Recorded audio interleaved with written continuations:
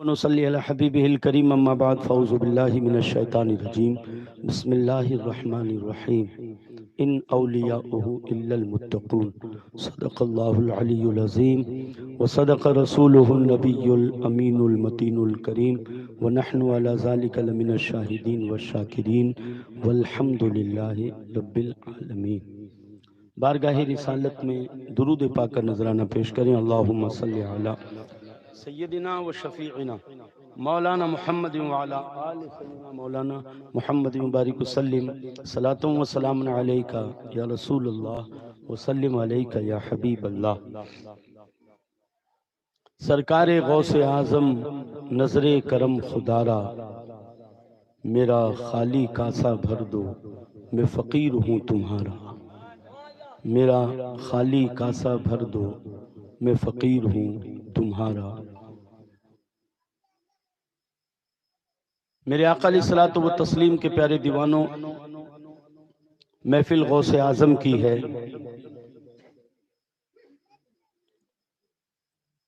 और सरकारे गौसे पाक की जिंदगी की हर बात हमारे लिए नमूना है। आपकी जिंदगी के हर एक लम्हे से हमें ऐसी सीख मिलती है कि अगर हम आपकी जिंदगी के चमन से कोई एक फूल उठाकर अपनी जिंदगी में सजा लें तो हमारे जिंदगी का गुलशन महक उठेगा। लेकिन अफसोस का मकाम है कि जो गौसे आजम ने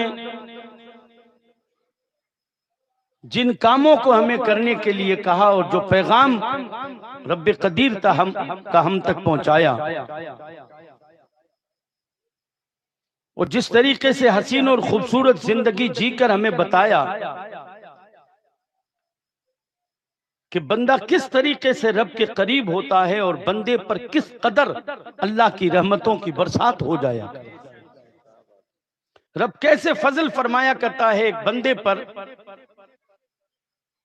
कि एक बंदा मां के पेट से वली बनकर पैदा होता है।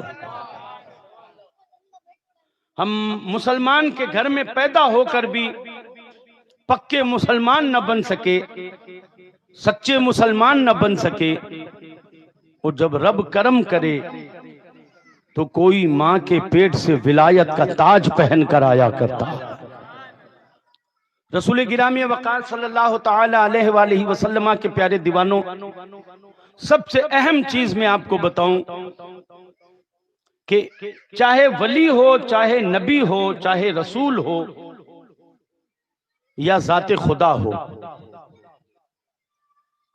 इनके मकाम और मर्तबे समझने के लिए इल्म चाहिए। जो आज हमारे अंदर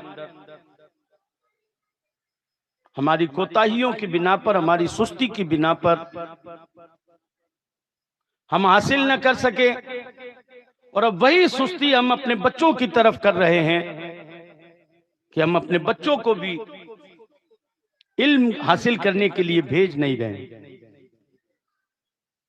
याद रखें, अल्लाह तबारक व तआला की बारगाह में आपको मुंह दिखाना है, आपको जवाब देना है। जो कमाया है उसका भी जवाब देना है, जो खाया है उसका भी जवाब देना है, जो लगाया है उसका भी जवाब देना है। शादी करके लाए हो, बड़े राजी हुए कि साहब मैं धनी बन गया, तो याद रखना तुम्हारे धनी बनने का भी जवाब तुम्हें देना पड़ेगा। अभी तू धनी तो बन गया था, बड़ी हुकूमतें करता था, छोटी छोटी मामले में तू आस्तीन ऊपर कर लिया करता था, और बीवी के सामने मर्द बनकर, शेर बनकर खड़ा होकर लात से, मुक्के से डराया करता था। बता तूने उसका हक अदा किया कि नहीं किया? औलाद दी तो औलाद के होते ही तूने खूब लड्डू तो बांटे, 10-10 रुपये तो बांटे, थालियां बजाई तुमने, और जब औलाद जवान हो गई तो उसकी शादी पर खूब बैंड बाजा बजवाया, नाच गाना करवाया, ढोल ताशा बजाया,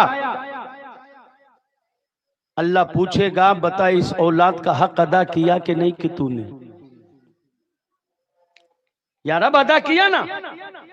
जुमेरात जुमेरात गोश्त बनाकर खिलाया करता था, संडे संडे इनको मैं सूर सागर ले जाकर भेलपुड़ी खिलाया करता था। हक अदा किया ना मैंने। वहां इस हक के बारे में नहीं पूछा जाएगा कि तूने जुमेरात को क्या खिलाया, जुम्मे को क्या खिलाया, संडे को कहां ले गया था, मंडे को कहां गया था। यह हक नहीं पूछा जाएगा, बल्कि हक ये पूछा जाएगा कि औलाद को इल्म दिया कि नहीं दिया, औलाद को तालीम दी कि नहीं दी, औलाद को कुरान पढ़ाया कि नहीं पढ़ाया, औलाद को नमाज के लिए उठाया कि नहीं उठाया, औलाद को मस्जिद की तरफ भेजा कि नहीं भेजा, औलाद को बड़ों का अदब सिखाया कि नहीं सिखाया, यह पूछा जाएगा। जो आज हम कुछ भी नहीं कर रहे। मेरे सरकार के दीवानों, मदरसे की तरफ हमारा पूरा पूरा मामला सुस्त और कोताह नजर आ रहा है। और गौसे आजम की नियाज खाने में हम सबसे आगे हैं। गौसे आजम का लंगर लूटने में हम सबसे आगे। जब गौस पाक की शीरनी की बात आती ना, तो फिर अकेले नहीं जाते, साथ में बरनी भी लेकर जाते हैं, साथ में बरनी भी लेकर जाते हैं। और क्या कहते हैं मालूम है? वो तो खा लियो, अब टाबर ला रहा है, मेरा कांसो दे दो, मियारो हिस्सो दे दो, टाबरान लारा छोड़ रहे हो, बरनी भर दो भाई। क्यों? का शीरनी है, तबर्रुक है, हर मुख में जाएगा सवाब मिलेगा, जितने मुंह में जाएगा उतना सवाब मिलेगा। शीरनी है। वाह वाह वाह वाह। घर में तेरे 5 बच्चे हैं तो तेरी नीयत कितनी अच्छी है कि शीरनी लेकर जाऊं, 5 बच्चों के मुंह में शीरनी जाएगी, पेट में जाएगी, तो शीरनी की बरकतों से वो नेक बनेंगे।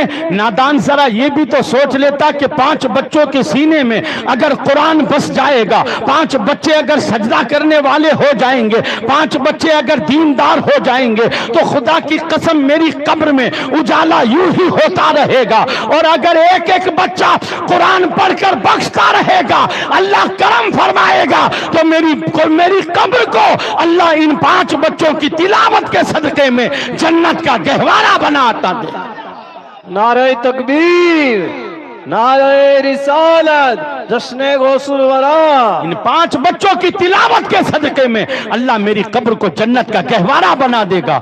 ये नहीं सोचते, खाली शीरनियां खिलाने की सोचते हो कि शीरनी मुंह में जानी चाहिए। अरे मेरे भाई, कुरान सीने में जाना चाहिए, इस पर जोर दे। हुजूर गौसे आजम ने जब काफिला मक्का मदीना जाते हुए देखा ना, काफिला कहां जाते हुए देखा? मक्का मदीना जाते हुए देखा। जब अपनी माँ के पास में आए और माँ से आकर कहने लगे, अम्मा मक्का मदीना काफिला जा रहा है, मैं भी जाना चाहता हूं मक्का मदीना। सुनो, मक्का और मदीना जाने के लिए कोई मना नहीं करता है। कोई औलाद अगर ये कह दे कि मेरे पास में रुपया है, मैं जाना चाहता हूं, तो कोई बाप मना नहीं करता। हमारे यहाँ तो ये कहते हैं कि देख भाई, मना गुना में ना भर, हूं मना करूला गुना मना होवेला। अगर तू देख ले भाई, मक्का मदीना के सफर के लिए कौन मना करता है? लेकिन कुर्बान जाओ, आज हम गौसे आजम के मानने वाले, हमें पता नहीं है कि मदरसों की पढ़ाई की अहमियत क्या है, मस्जिद के सजदों का मकाम क्या है। आज हमें पता नहीं है खौफ खुदा का रुतबा क्या है। आज हमें पता नहीं है हुब्बे रसूल का मकाम और मर्तबा क्या है। हम मन मर्जी से जिंदगी गुजारे चले जा रहे हैं। हमें शैतान जिधर हाँक रहा है उधर चलाए जा रहे हैं। हमें शैतान कहता है तेरा बच्चा बार बार थोड़ी शादी करेगा, इसलिए डीजा लगवा, नचनियों को बुलवा, डांसरों को बुलवा, पूरी रात बदतमीजी का तूफान मचवा दे, और फिर डीजे लगाकर बारात निकाल, और फिर लफंगे किस्म के लोग छोरे खड़े होकर रोड पर शराब की बोतलें लेकर नाचते हुए नजर आते हैं। अल्लाह अकबर। मुसलमान, आज तेरे घर में अब्दुल कादिर जिलानी का गुलाम कैसे पैदा हो सकता है? तेरे घर की औरतें नाच गाना देख रही है, तेरे घर की औरतें ढोल ताशा देख रही है, और आज मुसलमानों की औरतें कमरे से लेकर आंगन तक, आंगन से लेकर सड़कों तक नाच रही है। बता, नाचने वाली मां के पेट से अब्दुल कादिर जिलानी का गुलाम कैसे पैदा हो सकता है? अरे माँ खैर हो और बाप, अगर माँ खैर हो और बाप साले हो तो बेटा वली पैदा होता है, और माँ उम्मुल खैर हो और बेटा अबू साले हो तो बेटा, बाप अबू साले हो तो बेटा गौसे आजम पैदा हुआ। सुभान अल्लाह, सुभान अल्लाह, माशा।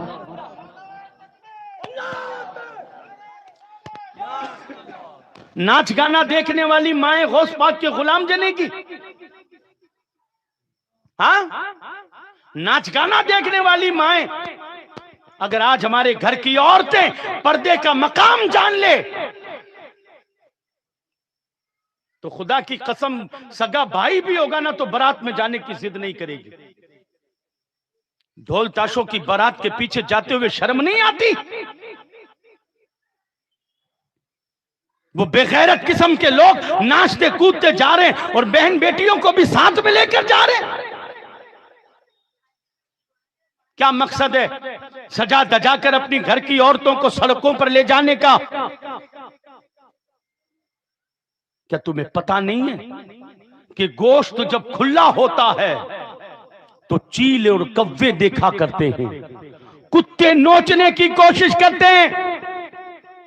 ए मेरी माओ बहनों, बुर्का लगाओ, अपनी बेटियों को हिजाब पहनाओ। माहौल बहुत खराब है, कई कुत्ते तुम्हारी बेटियों पर निगाहें जमाए हुए हैं, कई चील और कव्वे नोचने के लिए तैयार हैं। लेकिन मसला खुला है। कसाई की दुकान से गोश्त लाते हो,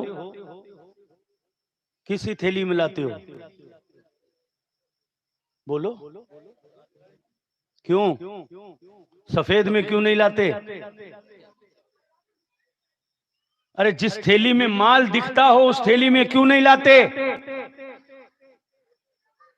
क्यों? पूछना कसाई से काली थैली क्यों? तो समझदार लोग कहेंगे काली थैली में गोश्त दिखता नहीं है। हमने कहा लाल थैली में अगर दिखेगा तो क्या होगा? कहा अगर गोश्त दिखेगा तो जमीन से कुत्ता हमला करेगा, आसमान से चील और कव्वे हमला करेंगे, नोच नोच कर खा जाएंगे और कुत्ता उड़ा कर ले जाएगा। अल्लाह अकबर। अरे एक आधा किलो गोश्त लाओ तो काली थैली में लाते हो, और जवान जवान बेटियां बगैर बुर्के घूम रही है तो हिफाजत कैसे हो सकती है? इस्लाम अगर कोई निजाम और कानून बनाता है तो उसमें नुकसान नहीं होता, उसमें फायदा ही फायदा हुआ करता है। खानदानों का फायदा है, बाप दादे की इज्जत बची रहती है, खानदान की इज्जत बची रहती है, इस्लाम का नाम महफूज होता है। आज हम बारातों में ले जा रहे हैं साहब अपनी बेटियों, आ जाओ। इतने इतने आस्तीन पहने हुए, जालीदार कपड़े, सर से दुपट्टे हटे हुए, तुम तो आगे नाच रहे हो, ना मालूम कितने कुत्ते तुम्हारी बेटियों की तरफ गंदी नजरें डाल रहे हैं। वजह क्या है कि आज बिगड़ेल नस्लें पैदा हो रही है, न बाप की हो सकी, न मां की हो सकी, न किसी और की हो सकी। ये बिगड़ेल नस्लें सिर्फ नतीजा इस बात का है कि मां बाप में अदब ना रहा, बेपर्दगी, बेनमाजी माहौल, कुरान का न पढ़ना। वरना तारीख बताती है कि शेख अब्दुल कादिर जिलानी की मां की शान ये थी कि अब्दुल्ला सोमई कहते हैं मेरी बेटी अंधी है, लंगड़ी है, लूली है, बहरी है। शादी करनी है, लंगड़ी लूली बहरी है, और जब कमरे में गए तो लंगड़ी लूली नहीं थी। निकले बाहर, सुबह पूछा कि वो तो कोई और थी, का कोई और नहीं, वही मेरी बेटी थी। कहा आपने तो कहा था वो लंगड़ी है, लूली है, बहरी है। सुनना, कहा लंगड़ी इसलिए कहा था कि मेरी बेटी पांव से चलकर कभी बाजारों में, मेलों ठेलों में नहीं गई। अंधी इसलिए कहा था कि मेरी बेटी की आंखों ने कभी किसी गैर मर्द को देखा नहीं है। लूली इसलिए कहा था कि मेरी बेटी के हाथों ने किसी गैर मर्द को छुआ नहीं है। बहरी इसलिए कहा था कि उसके कानों ने किसी हराम चीज को सुना तक नहीं है। ऐ लोगों, जब माँ ऐसी होती है तब बेटा अब्दुल कादिर जिलानी हुआ करता है, तब बेटा गौसे आजम हुआ करता है। और आजकल माएं जो कहती ना, डीजा उधर बज रहा है, 10 घर दूर डीजा बज रहा है और बेटा माँ की गोद में टांगे हिला रहा है, माँ राजी होती, माँ कहती देखो इन्हें कौन बतावे कि गानो चाल रही है, इनने देखो बंद करो, बंद करते ही टांगिया रुक जावे और जी चालू हो भी टांगिया चालू हो जावे। देखो देखो इन्हें कौन बतायो, मैं क्यों भाई इन्हें कोई और को नहीं बतायो, इन्हें तू ही बताई कि मौलाना रा तो काम ही सही है, इन्ना बिन्ना करे है तो अठीनली बठीनली करे धिंगाना मैं कड़ बताई और वो मारी सुनने वाला हो गया, वो तो छोटो टाबर मारी मानने वालो।